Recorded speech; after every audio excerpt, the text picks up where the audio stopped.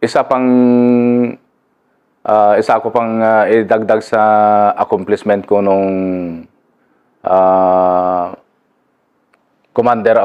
company commander ako ng Scout Ranger Company ay yung engkwentro namin sa Hinguog, Agusan del Norte, na kung saan ang kasama ko dito ay ang ex ko noon si First Lieutenant Peter Sison at saka si Lieutenant Marco. Tig-isang section kami noon, bali 3 section kami. Ako yung nagdala noon sa part ng under ng 402nd Brigade yun. Brigade Operation yun. So, may guide kami na yung former rebel, dalawa sila, na kung saan ang info doon ay malaking kampo na composite na ng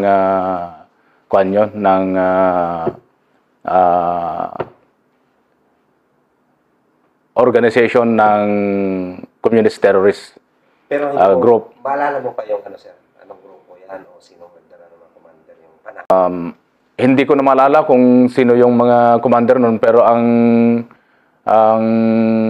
pinaka-importante nun ay natumbok namin yung kampo ng kalaban. Dahil doon sa tulong ng mga civilian na very cooperative yung mga civilian at yung mismong former rebel na naging KAFGU, yun yung aming guide. At sa tatlong araw na paglalakad, saka namin natumbok yung kampo na yon. Ang pagkakaalam namin, pagdating namin sa area ng hapon, mga 4 PM na yon, meron kaming nakikitang mga ilaw doon malapit doon sa pinagharboran namin. Kaya lang, hindi namin inaakala na yun pala yung kampo ng mga kalaban. Ang alam namin ay isang community, isang komunidad. Dahil may mga ilaw. Wala namang maingay, walang mga nagpapatugtog ng kung ano-ano. Basta may mga ilaw. So, naghahanda na kami na ikabit yung mga yung mga duyan namin para sa harboring namin. Biglang tumawag si XO ko, si Lieutenant Sison, na sabi niya, "Sir, may natatracking kami dito. May sinusundan kaming tracking dito," sabi niya. So, sige, ingat lang, sundan nyo lang. At kung ano yung development, ipato nyo pa rin sa akin, sabi ko. So pagdating nila doon sa malapit na doon sa kampo nila, biglang huminto yung tracking. Ayan, sabi ni Lieutenant Sison, "Sir, positive sir. May mga tao dito." So, sige, sabi ko, sige, sundan nyo lang, mag-iingat kayo at i-strike na namin itong mga nakagabit na duyan. Kaya ang ginawa namin, sinundan namin sila, naabot na namin ng mga hanggang alas 9 siguro, 9 o'clock na ng gabi bago namin na sundan yung dinaanan nila. Pero dahil sa zero visibility at yung gamit namin noon ay tig-isang NVG lang, yung mono NVG, ay hindi namin nakayanang dumikit sa location ni Lieutenant Peter Sison. So, malakas pa ang ulan noon, kaya nung tinawagan ko si Lieutenant Season, sabi ko, Bok, ipahinga muna namin dito. Maaga kami didikit sa'yo. Huwag mo lang munang i-engage para madikitan ka namin. So sabi ko, natulog kami ng mga 12 o'clock siguro ng hating gabi. At nagising kami ng 4 o'clock. Tinuloy namin yung lakad, pero ganun pa rin, parang zero visibility pa rin. At dinahan namin yung yung sumunod kay Lieutenant Season. Pero pagka dating ng mga 5 ng umaga, 5 a.m. ng umaga, naaaninag din nila yung yung mga kalaban, pero hindi sila nakikita ng kalaban. Hindi nakikita ng kalaban sina Lieutenant Season. Confirm na sir na kalaban na yun or hindi pa? Confirm na kasi nakita na nila yung baril ng kalaban at saka nakikita na nila yung mga kubo. Yun yung advance post pala nung mga kalaban. So nung na-confirm nila sir, ano yung decision mo noon? Ano yung advice mo sa bilang isang CEO nung time na yun? Sabi ko sa kanila, ingat lang, huwag mo nang engage hanggat hindi kayo nadidetect dyan. Hintayin mo kaming makadikit sa inyo para mas maganda yung mas maganda yung delivery natin ng putukan, sabi ko sa kanya.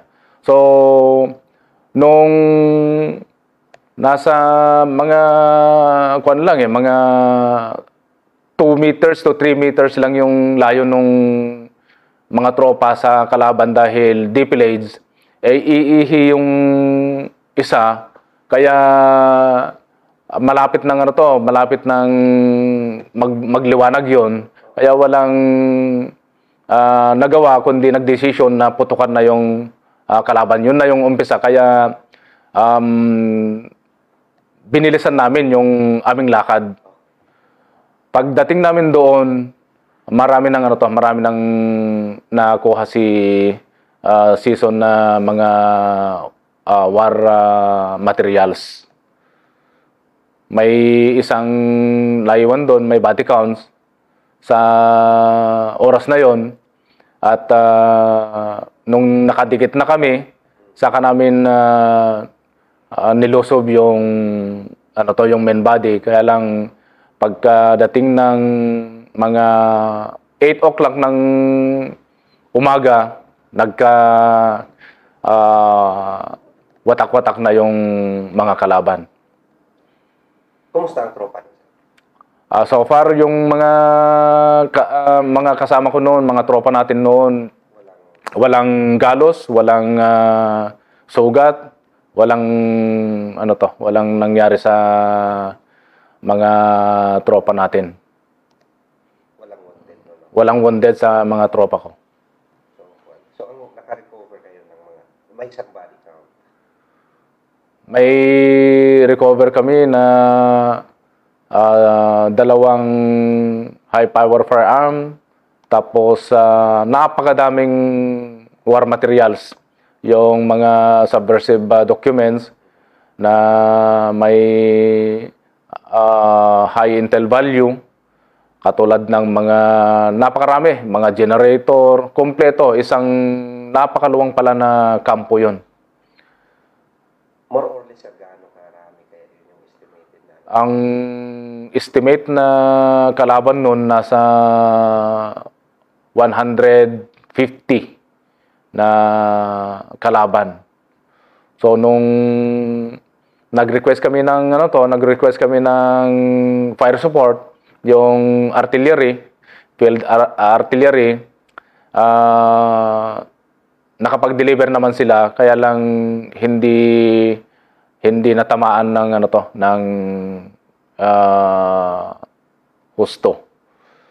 Pero tuloy pa rin yung Tuloy pa rin yung yung operation noon, tinatracking namin yung mga kalaban at nasundan namin yung tracking nila na kung saan natumbok din namin yung cache ng mga bigas, mga gasolina na hinukay yung mga gamit nila. Kaya yun yung ano nila, yun yung technique nila para hindi masira yung yung bigas at saka yung mga war materials, mga libro nilagay nila sa tinakpan lang ng laminated sacks at doon sa baba niya, yun na yung hinukay na nakalagay sa galon na mga bigas. Gaano karami, sir? Napakaraming mga war materials na na-recover doon sa area ng mga kalaban, doon sa kampo ng mga kalaban. Paano nyo yun na-discover, sir? Na-discover yun dahil doon sa tulong ng civilian, dahil siguro yung mga civilian ay naaaboso na at hindi na nila kayang tiisin yung ginagawa ng mga NPA doon sa area nila, kaya ninanais nilang isumbong na yung location ng mga kalaban. At ginamitan din natin ng ng guide. Ayun na yung former rebel na naging CAFGO. At nung maganda yung accomplishment namin na yon, ay nirecommend namin yung mga CAFGO na yon. At balita ko na kapag special enlist sila sa Philippine Army. Dahil sa ano, sir? Dahil sa nakita naming sinseridad ng mga former rebel na yon. So, parang ikaw na rin yung mag-recommend para sa... Ako na yung nag-recommend sa kanila at turn over ko na sa unit ng ng 402nd na humawak sa kanila. So at least nabigyan din ng Sir, ano yung major accomplishment na masasabi mo sa unit during your time, sir, as a company commander? Ang masasabi ko lang sa accomplishment ko bilang company commander sa 6th Scout Ranger Battalion ay yung natapos ko ang pagiging company commander na maraming accomplishment. Ang inaasahan ko na kami yung maging best company. Kaso lang sinulot ng aking classmate, kaya inoveran niya yung yung score ko sa 6th company. At masasabi ko na major accomplishment ang walang na sugatan o kaya walang namatay na 6 Scout Ranger Company personnel sa stint sa panahon ng pagiging company commander ko. Ano yung hindi mo makakalimutan sa mga nagiging trusted mo sa 6 companies hanggang ngayon? Ang hindi ko lang makakalimutan sa aking mga tropa yung pagmamahal ng bawat isa sa amin, dahil nakita nila yung aking leadership na wala akong pinapanigan pagka nagkamali. Ang ginagawa ko noon, lahat sila tinuturuin kong personnel at mga anak, yung mga 6 Scout Ranger personnel. Dahil sabi nga nila, walang katulad ang camaraderie ng Scout Ranger, lalong-lalo na kung alam mong ipakita o kaya alam mong hawakan ang mga tao mo sa pamamagitan ng welfare nila lahat ng problema nila ay ina-address mo, na hindi mo sila inaagrabyado. Yun yung bilang isang commander o isang leader ay masasabi mo na ipaglaban ka rin nila. Gaano kahirap ang isang company commander? Ano yung mga challenge o mga na-encounter mo na mga problema sa personnel mo noon, sir, noong panahon? So far naman, ang mga tropa noon ay wala namang gaanong major na problema sa kanila. Normal lang siguro na nagkakaroon sila ng personal na problema sa pamilya dahil doon sa layo ng lugar nila, o kaya yung pamilya nila ay talagang masasabi natin na sinasacrifice nila yung pagiging ama nila sa pamilya nila, o kaya pagiging membro sa pamilya nila, na hindi nila talaga na ibibigay yung hustong oras sa kanila, kundi inuuna nila yung mandato nila bilang isang sundalo, lalong-lalo na dahil nasa unit sila ng napaka-respetadong unit. Yan yung Scout Ranger na bilang elite unit sa Armed Forces of the Philippines ay siguro masasabi natin na yun yung challenge sa isang commander tulad ko na naging commander nila sa 6th Scout Ranger Company. So, madali lang sa unit, sir, ano yung unit na hindi mo makakalimutan? Nanggaling din naman din ako sa infantry unit dahil ang sabi ko nga, dito sa 5th Infantry Division ako nahubog. Nagsimula bilang enlisted man. Na-enlist ako dito hanggang naging membro ako ng Asian Army's Riflemen bilang manunodla. Ang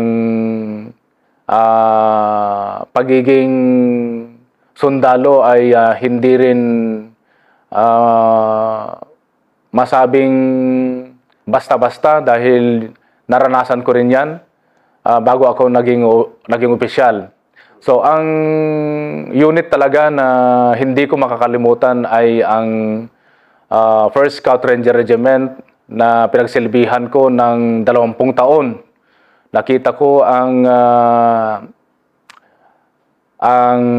camaraderie ng enlisted at saka officer. Mapa-enlisted at saka officer ay ibang-iba talaga ang camaraderie nila. In fairness naman sa ibang mga unit, pero yun talaga yung yun talaga yung natunghayan ko sa pinanggalingan kong unit. At masasabi kong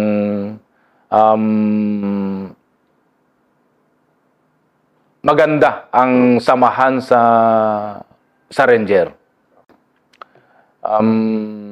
Maraming mga engkwentro ang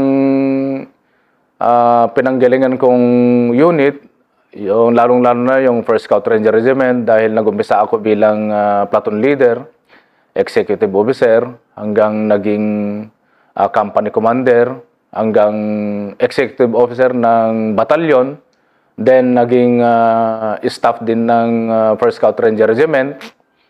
Ang masasabi ko lang,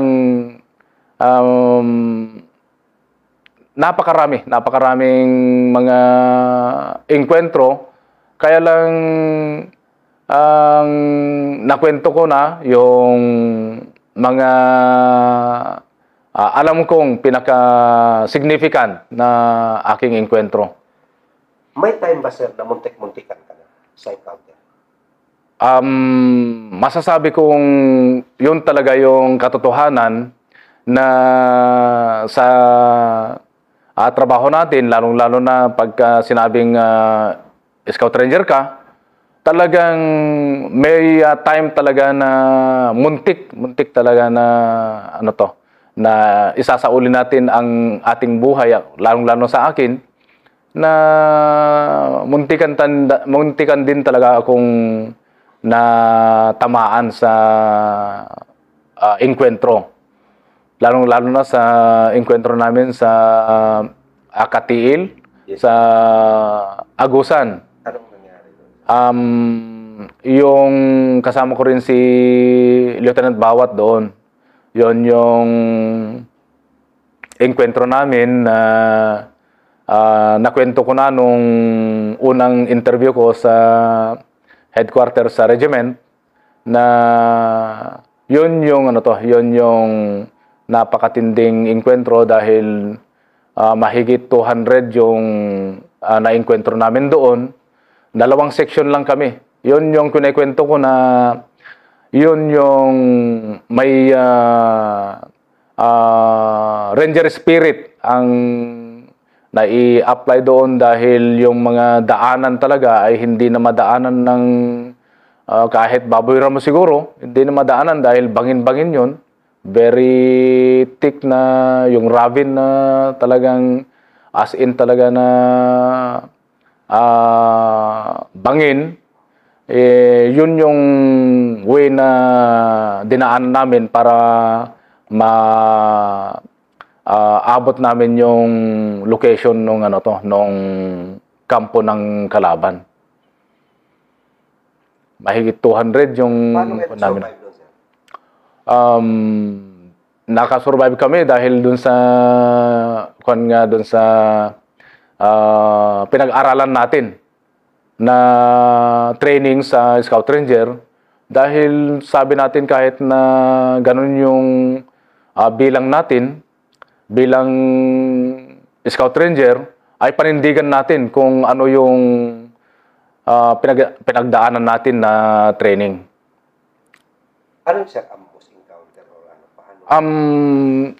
Hindi naman ambush yun dahil talagang tinumbok namin yung kampo ng kalaban. Napakaluwang din na kampo yun. Dating engkwentro rin ng 25th Battalion, 25th Infantry Battalion sa Compostela. Nakabase sa Compostela yung 25th IB.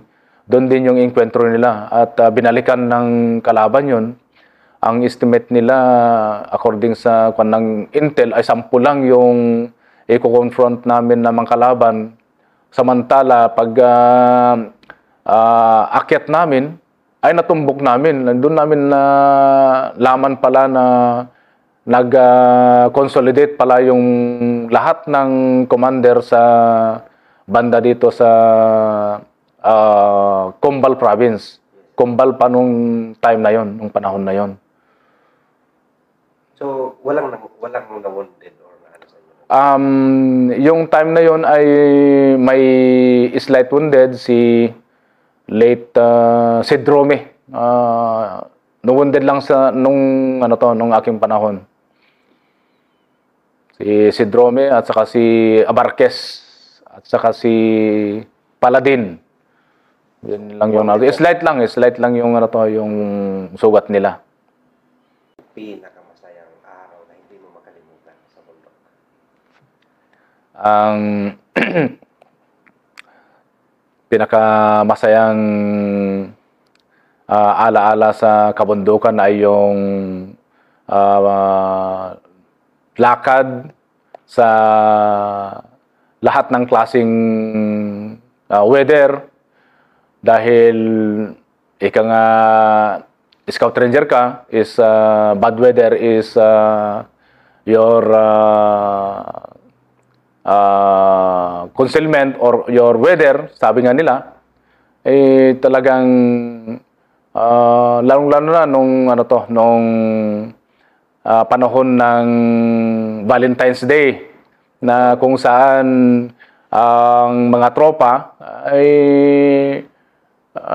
feeling nila na Valentine's Day sa kabundukan, samantala nagkakasayahan yung mga kasamahan natin sa baba at yung mga pamilya nila, samantala nandun yung mga kasama natin nag-ooperate, naglalakad sa kabundukan at ini-enjoy pa rin yung trabaho bilang Scout Ranger. So may mga time talaga, sir, na mag-celebrate ka doon sa bundok. No? Hindi lang Valentine's Day. Maraming pagkakataon pa. Pwede naman mag-celebrate, kaya lang siyempre nandun pa rin yung ingat at saka nagse-celebrate sa mata to mata, nagse-celebrate sa isip, pero hindi pa rin nawawala yung seguridad ng bawat isa sa tropa, lalong-lalo na pag panahon ng operasyon. Ito, sir. Ano yung pinakamahirap at pinakamadramang araw nung nasa field ka pa noon, sir? Kung meron na. So far naman, wala namang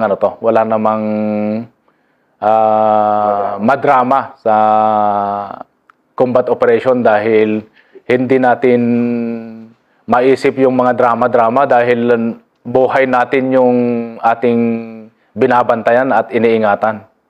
So yun talaga din ang isang goal ng isang company commander. Pinaka-iniingatan. Ano yun, sir?